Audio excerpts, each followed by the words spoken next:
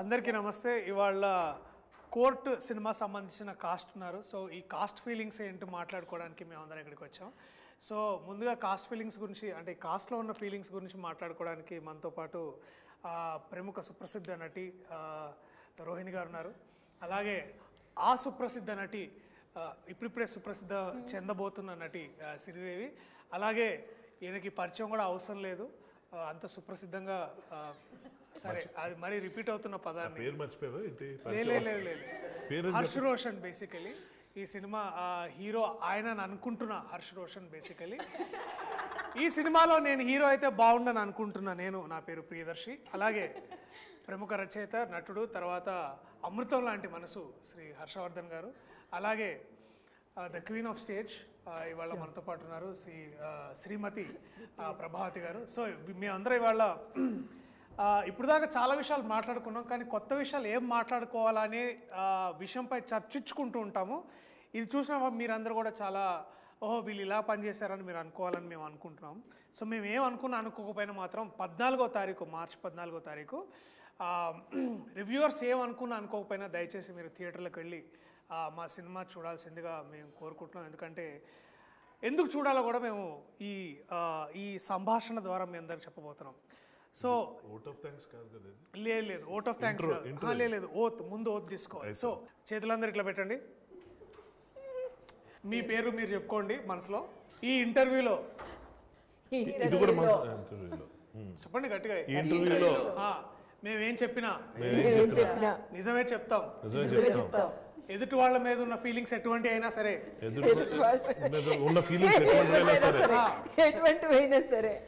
అవి కూడా ఓపెన్ గా చెప్తాం. పేమెంట్ల గురించి మాత్రం మాట్లాడడం, అవన్నీ బయట మాట్లాడుకుంటాం. సరే, ఏదైనా సరే ఓపెన్ గా చెప్తాం అనేది. ఓకే,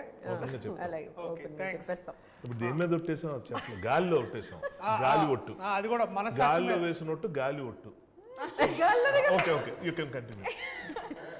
చాలా చాలా ఫస్ట్ క్వశ్చన్, చాలా సీరియస్ క్వశ్చన్ అడగబోతున్నాను. ప్రొడక్షన్ ఫుడ్ లో మీకు నచ్చిన ఫేవరెట్ కూర ఇది రోజు? Veg puff. ప్రాసిక్యూటర్ గారు మీరు? నాకు నచ్చందంటే ఏం లేదు, నన్ను చూసే చెప్పి వచ్చేది. ఓకే, శుభ్రంగా. హర్ష్ రోషన్ హీరో గారు? Mutton curry. తెలుగు చిత్ర పరిశ్రమలో మొట్టమొదటిసారిగా జరుగుతున్న పరిణామం ఇది. ఏ ప్రొడక్షన్లో పెట్టని అద్భుతమైన భోజనం వాల్ పోస్టర్ సినిమాలో మటన్ పెట్టారు. Very nice. Chicken curry. Madam? రోటి పచ్చడి.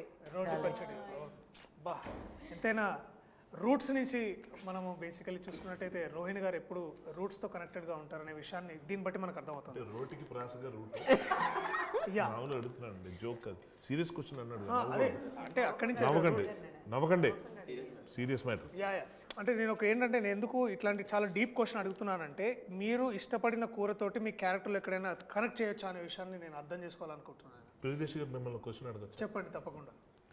ఇప్పుడు వాల్ పోస్టర్ సినిమాలో మంచి భోజనం పెడతారు అని చెప్పడం మీకు అవిహృదయం, దానివల్ల ఇది మొదలుపెట్టారు. కానీ ఈ ప్రాసెస్లో సినిమా ఇండస్ట్రీలో ఎవరు పెట్టినట్టు మటన్ కర్రీ పెట్టారనడంతో మీరు కాంట్రవర్సీలు ఎదుర్కొంటున్న విషయం మీకు అర్థమవుతుందా? కాంట్రవర్సీ అంటే మిగిలిన ప్రొడక్షన్ హౌస్ మేము మటన్ ఎప్పుడు పెట్టలేదా, ఎందుకు ప్రియదర్శి ఇలా అన్నాడంటే మీరు ఏం సమాధానం చెప్తారు? ఇప్పుడు ప్రాసిక్యూటర్ వారు అడిగిన ప్రశ్న చాలా వ్యాలిడ్ ప్రశ్న. అంటే వేరే వాళ్ళు పెట్టరా అంటే పెడతారు. అలా మరి ఆ మాట ఎందుకన్నారు? వాల్ పోస్టరే పెట్టిందని. అంటే వాల్ పోస్టర్ కూడా పెడుతుందని నా ఉద్దేశం. ఇందాక ఓత్ వేయించుకున్నప్పుడు రెమ్యునరేషన్ గురించి మాత్రం మాట్లాడడం అన్నారు, అంటే రెమ్యునరేషన్ ఏమి అందలేదు ఇంకా. ఆ మీనింగ్ వస్తుంది అట్లా. చూడండి, మీరు పాయింట్ ని మళ్ళీ ఇట్లా తిప్పి మాట్లాడడంలో దాంట్లో ప్రత్యేక మన ప్రొఫెషన్ అది కదా. ఏది ఇంకా క్యారెక్టర్ లో ఉన్నానండి, నేను అడగాల్సిన క్వశ్చన్ తెలుసు. ఆ కళ్ళల్లో తేజస్సు, అది తేజాలో అవన్నీ తర్వాత మాట్లాడదాం. బట్ బేసిక్లీ తెలుస్తుంది మీకు. కానీ ఆ ఎక్స్ప్రెషన్ ఈ ఎక్స్ప్రెషన్ మీది రెండు మ్యాచ్ అవుతున్నాయి ఇప్పుడు ఉన్న టాపిక్ కి. అవును, బేసికలీ అలాగే ఉంది పరిస్థితి. Very good. మటన్ గురించి మాట్లాడుతున్న ప్రత్యేకత ఏంటంటే, ఇప్పుడు బేసికలీ కోర్టు సినిమాకి మటన్ కి ఉన్న సంబంధం కూడా చెప్తారు ఇప్పుడు. చెప్పండి. లేదండి, మటన్ కర్రీ వచ్చేది కానీ మటన్ తినేవాడిని కదా. ఓకే, అంటే నువ్వేంటి ఇప్పుడు పెద్ద ఇట్లా సత్పురుషుల్లాగా అయిపోదా? నా దగ్గరికి వచ్చేది నువ్వే వేసుకున్నావు, మేము బాగా మాట్లాడుతుంటే నువ్వే మధ్యలో. బట్ సరే వీళ్ళిద్దరు మటన్ ఇట్లాంటి తినేటట్టు సీరియస్ విషయాలు పక్కన పెట్టి చాలా జోక్స్ అంటే కొంచెం జోవియల్గా మాట్లాడుకుందాం. ఈ సినిమా మీరు చేయడానికి రెమ్యునరేషన్ కాకుండా చాలా ఇంపార్టెంట్ విషయం ఏంటి? Like what is that one thing that hooked you to do this film, starting with the legend herself. క్యారెక్టరే సీతారత్నమే. సీతారాం అందులోని నాకు మిగతా పిక్చర్లో దొరకని ఒక విషయం ఈ పిక్చర్లో దొరికిందనమాట. సో ఆ ఛాన్స్ వదులుకోలేక ఓకే అందుకని ఒప్పుకున్నాను. ఓకే ఆ తర్వాత డెఫినెట్గా నాని పిక్చర్ అంటే ఎప్పుడు of course he will not give me anything which is not interesting అనేది. So and of course this one there are 2-3 scenes which నన్ను బాగా అందులోకి రావడానికి ప్రోత్సహించిన సీన్స్ అవే. కానీ అందులోనేమో ఆ ఒక్క సీను నన్ను చాలా ఆకర్షించింది అనమాట. So Seetharatna character Seetharatna character నా కానీ ఎక్కడ బయట విన్నానండి, మంగపతి క్యారెక్టర్ నచ్చి మీరు చేసి ఈ సినిమా ఒప్పుకున్నారంట కదా. ఒకసారి మిమ్మల్ని మీరు ఊహించుకుంటూ బ్యాక్గ్రౌండ్లోకి వెళ్తే మంగపతి అనే క్యారెక్టర్ కూడా మా దాంట్లో ఒక ప్రిన్సిపల్ క్యారెక్టర్. ప్రస్తుతానికి వాళ్ళ అబ్బాయి స్కూల్ ప్రిన్సిపల్తో మాట్లాడడానికి వెళ్ళారు, సో అందుకని ఇప్పుడు రాలేదు. సో మీరు పోస్టర్ చూసినట్టయితే అక్కడ ఉన్నారు శివాజీ గురించి చెప్పాడు. శివాజీ గారు, బేసిక్లీ శివాజీ గారు మంగపతి అనే పాత్ర పోషించారు. సో మీరు అక్కడి నుంచి మళ్ళీ మంగపతి అదే మంగపతి క్యారెక్టర్ మీద నాకు యాక్చువల్గా చాలా మంచి క్యారెక్టర్ అండి. అలాంటి క్యారెక్టర్లు ఎవరో ఫిమేల్ యాక్టర్స్కి మంగపతి క్యారెక్టర్ మంచి క్యారెక్టరా? చాలా బెస్ట్ క్యారెక్టర్ అండి యాక్టర్గా. యాక్టర్గా మంచి క్యారెక్టర్ అంటే ఇందులో మంచి చెడు అవన్నీ నేను చెప్పట్లేదు. యాక్టర్గా నాకు కొంచెం అట్రాక్టివ్గా అనిపించిన ఒక క్యారెక్టర్ అనమాట. ఇప్పుడు యాక్చువల్గా చూస్తే మీరు ఫిమేల్ ఆర్టిస్ట్కి, మా ఏజ్లో ఉన్న ఆర్టిస్ట్కి, లేకపోతే ఒక హీరోయిన్ దాటిపోయిన తర్వాత ఉన్న ఆర్టిస్ట్కి అయితే అమ్మ అక్క తప్ప ఇంకే క్యారెక్టర్స్ ఉండవన్నమాట. వాటిల్లో మేము ఏదో ఒకటి కనిపెడితే తప్ప. చూడండి యాక్టర్స్కి అయితే లాయర్ చేయొచ్చు, లేకపోతేనేమో వేరే ఒక షేడ్ ఉన్న క్యారెక్టర్ చేయొచ్చు, ఒక ఫ్రెండ్ చేయొచ్చు. మదర్ క్యారెక్టర్స్ మీరు ఇప్పుడు చేస్తున్నారు.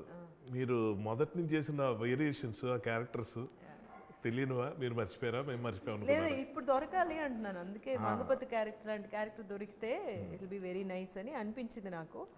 ఇండియన్ లాంగ్వేజ్లో ఒక 6 to 7 మేజర్ ఇండియన్ లాంగ్వేజ్లో మీరు వర్క్ చేసి ఉన్నారు. అండ్ నాకు తెలిసి నేను గమనించింది ఏంటంటే మధ్యలో అయితే మీరు ఒకసారి చెన్నై నుంచి ఒక తమిళ సినిమా చేసుకొని ఇక్కడికి వచ్చారనమాట. నాకు లాజిస్టిక్స్ అన్ని వదిలిపెడితే నాకు ఫస్ట్ క్వశ్చన్ ఏంటంటే మేడం, అయినో మీరు యాక్టింగ్ అదంతా చేస్తారో, how do you switch between languages ma'am? Like ఇట్లా సీమ్లెస్గా ఇట్లా టక్కునెట్ ఎట్లా మారుతుంది మీకు? And how does that come? చెప్పనా? మీరేంటి మీరు ఇందాక ఎవరి పాత్రలో పోషిస్తున్నట్టుందా? ఎలా అయితే మీరు ఇంగ్లీషు తెలుగు స్విచ్ అవుతున్నారు అలాగంటారేమో అని. అది కరెక్ట్గా చెప్పారండి. నేను కూడా ఎలా చెప్దామో పెద్ద ఆన్సర్ ఏదో వెతుకుతున్నాను. కానీ ఏంటంటే తెలుగు మన భాష, మాతృభాష కదా. ఒక్కొక్కసారి ఏమో కొన్ని వర్డ్స్ నాకు తెలుగులో కూడా ప్రాబ్లం అవుతూ ఉంటాయి, అప్పుడేమో ఇంగ్లీష్కి వెళ్ళిపోతూ ఉంటాము. కానీ రెండిట్లోనే ఎక్కువగా చదువుతూ ఉంటాను అనమాట. అదే ఐ థింక్ బాగా నాకు దోహదం చేసింది అనిపిస్తుంది. లేకపోతే తెలుగు నుంచి తమిళనాడులోనే పెరిగాను అనమాట నేను. అందువల్ల తమిళనాడులో పెరిగిన పిల్లల్ని వాళ్ళు తెలుగు మాట్లాడితే అసలు వెళ్ళలేవు. అసలు చాలా కర్ణకఠోరంగా ఉంటాయి అనమాట.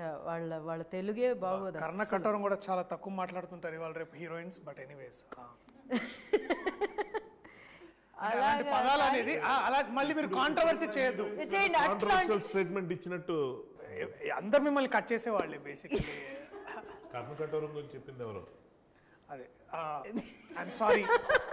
ఈ సభాముఖంగా మీకు క్షమాపణలు అడుగుతూ మీరు కంటిన్యూ చేయాల్సిందిగా కోరుతున్నాను. Your honour please.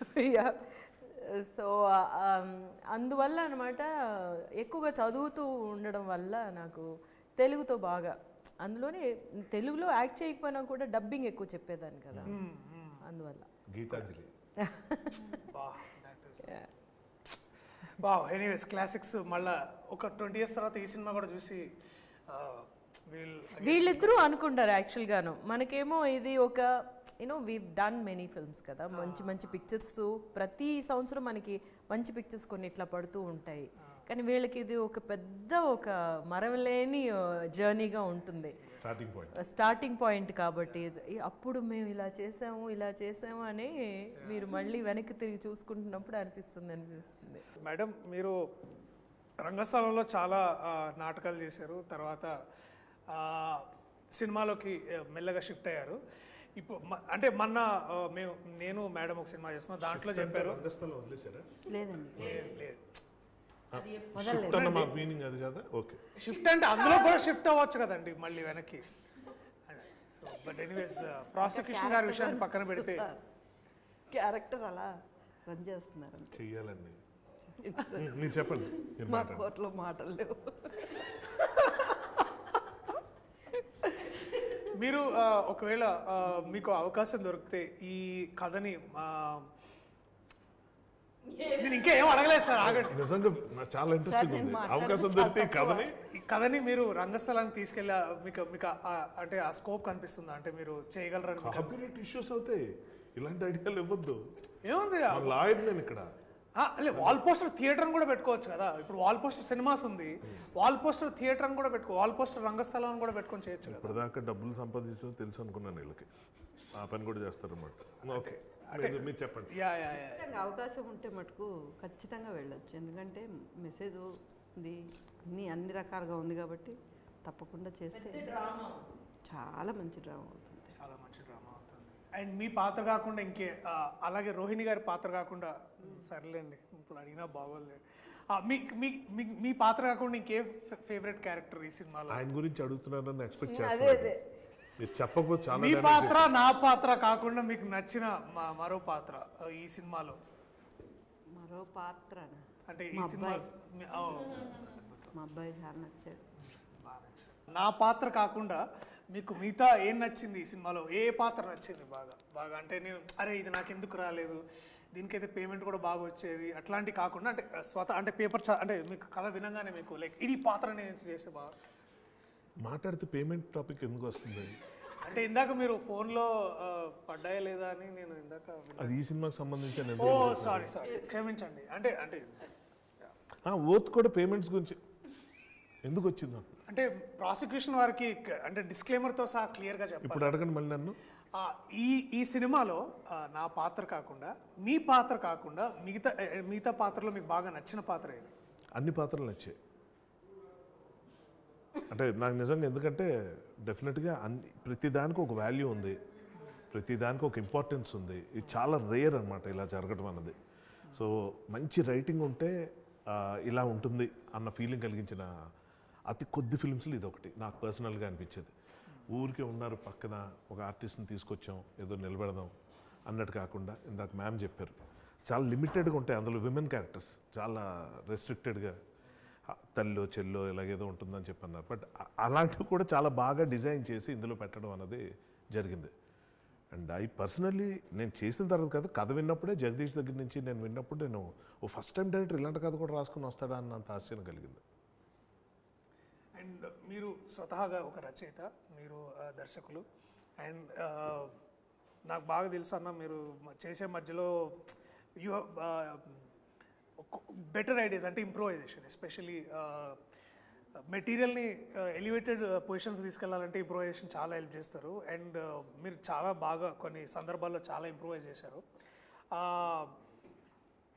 That one moment మీరు మీలో ఉన్న డైరెక్టర్ కానీ మీలో ఉన్న దట్ రైటర్ కానీ will he come forward to అంటే మీరు డైలాగ్ చెప్పే ముందు కూడా సడన్గా ఒక ఈగల్ ఐలో చూస్తారా? అంటే ఒక థర్డ్ పార్టీ పర్స్పెక్టివ్లో మెటీరియల్ చూస్తారా, లేకపోతే ఇట్స్ లైక్ అంతేనా? అంటే అలా చేయదు. How do walk that line? దేనికి డబ్బులు వస్తాయి ఆ పనే చేస్తాం. Very very inspiring. విన్నారా? ఏ పనికి వచ్చాం ఆ పని చేసి వెళ్ళాలి బేసికలీ. ఆ ప్రతి దాంట్లో తలదూర్చొద్దు అనేది మీరు. కానీ నేను దూర్చానని మీరు ఫీల్ అయ్యారు షూటింగ్లో? లేదంటే మీలో ఆల్రెడీ ఒక డైరెక్టర్ రైటర్ కూడా ఉన్నారు కదా, అతను ఏమైనా మధ్యలోకి వచ్చాడా? వచ్చినట్టు అనిపించిందా? నేను అడుగుతున్నాను మిమ్మల్ని. చూసారు 2 రోజులు షూటింగ్, ఏంటి ఎక్కువ అనవసరం డైలాగ్ మారుస్తున్నాడు అలా అనిపించిందా? లేదు, అనిపించలేదు. బట్ ఎక్కడైనా ఆ ఇన్ఫ్లుయెన్సెస్తో కూడా మీరు వర్క్ చేస్తుంటారా? అంటే అనిపించకపోతే క్వశ్చన్ ఎందుకు వస్తుంది అని నా డౌట్.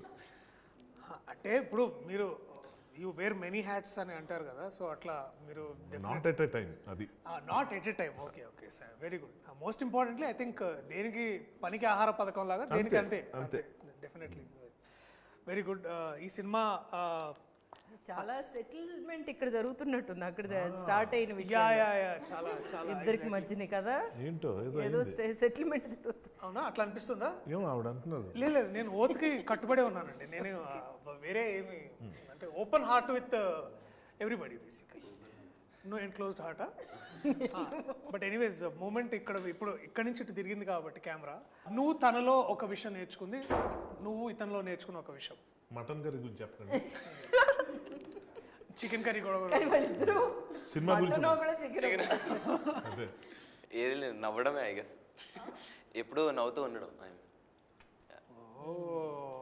ఓకే. ఎప్పుడు అదే స్మైలీ ఫేస్తో ఉంటుంది, చూడడానికి చాలా అంటే చాలా పాజిటివ్గా ఉంటుంది ఆమె చుట్టూ. Very good very good. నీకు తనలో నేర్చుకున్న ఒక విషయం? నేర్చుకున్న విషయం అంటే ఒక సెట్లోకి వెళ్ళిపోయాక అన్నీ మర్చిపోయి జస్ట్ అందులోనే ఉంటాడు. అది ఇష్టం నాకు. అంటే నువ్వు ఎక్కువ ఇన్స్టాగ్రామ్ చూస్తుంటావా?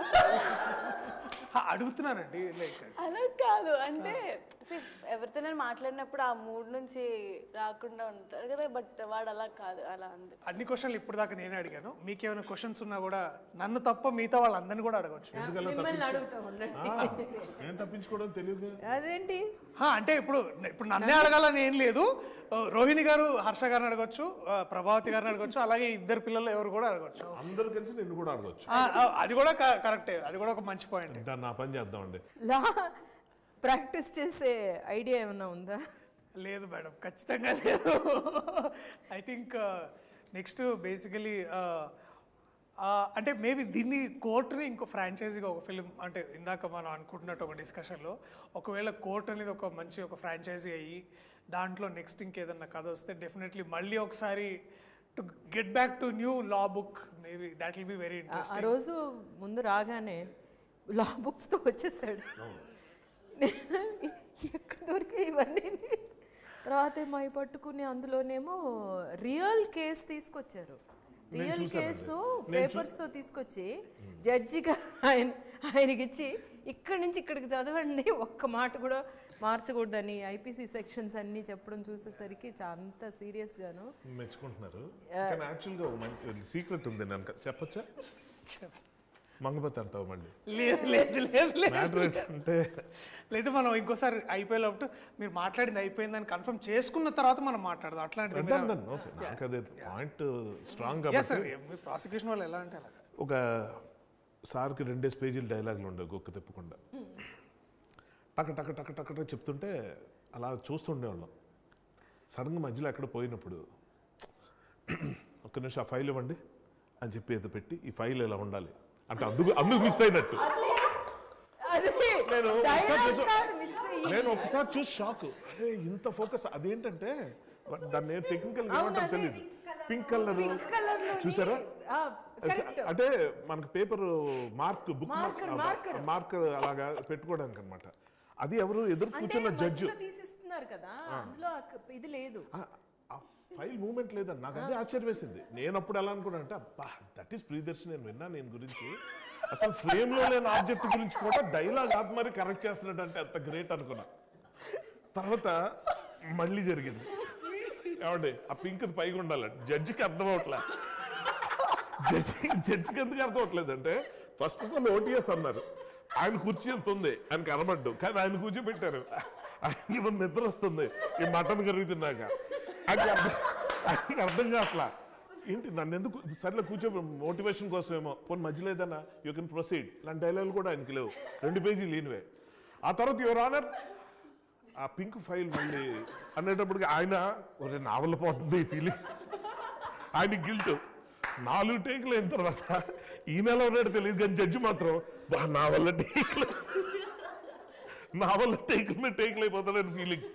నాకెందుకో డౌట్ వచ్చింది, దర్శి ఏంటి నిజంగా అంత సీరియస్ మ్యాటరా అంటే అని అడుగుదాం అనుకుని మళ్ళీ ఏదో డిస్టర్బ్ అవుతాడు. మానిటర్ వెళ్ళి చూసా, అదేదో మరీ ఫోర్గ్రౌండ్లో అలా కనిపిస్తున్నావు ఫైల్, ఇది ఫైలే లేదు, జడ్జే లేడు, ఈయనే ఉన్నాడు క్లోజప్. ఓహో, సో యంగ్ జనరేషన్ నుంచి మనం నేర్చుకోవడానికి ఏదో ఉంటుందని పెద్ద పెద్దవాళ్ళు అంటే ఏదో అనుకున్నాం, కానీ ఇవాళ ఈ యంగ్ జనరేషన్ స్టార్ నాకు నేర్పించింది ఏంటంటే మామూలుగా డైలాగ్ ఎక్కడ మిస్ అయితే ఓ సారీ వన్ మోర్ అనకూడదు. బటర్ పేపర్ ఏంటమ్మా